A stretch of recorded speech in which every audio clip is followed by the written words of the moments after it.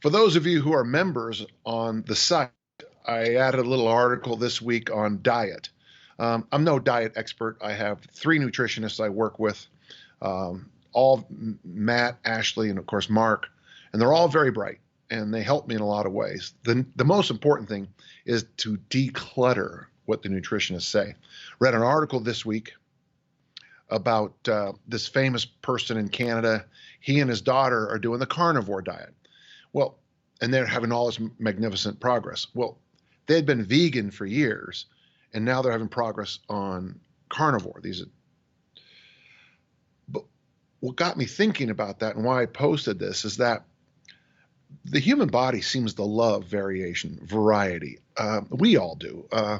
If you've been doing Olympic lifts for 10 years straight, going to a powerlifting meet is going to completely change your vision of things.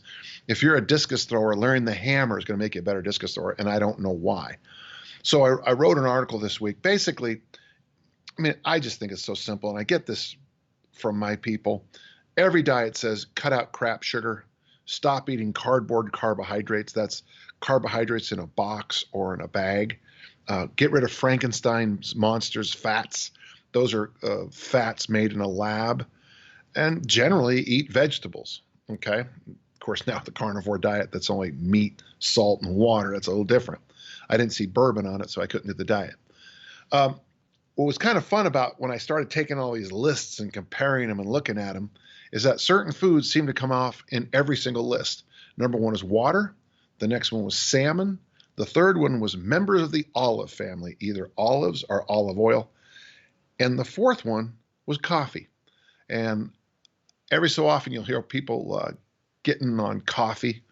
And my thought is, and this is my takeaway with a lot of this stuff, is coffee and red wine seem to have magical properties for longevity. And my thought is it's nothing that's in the wine, nothing that's in the coffee.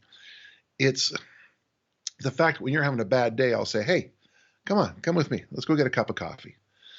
You'll come over to my house and we'll make dinner, but before we have dinner, we'll open a little red wine and drink.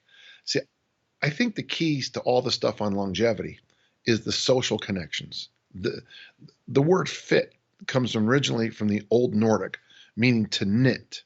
And the best way to look at the word fit correctly is with a jigsaw puzzle. The pieces fit. So the more knitted you are, generally, and it's always a question of longevity. There's one issue, quantity versus quality. But if you're knitted, the quality of life raises up. So it's interesting.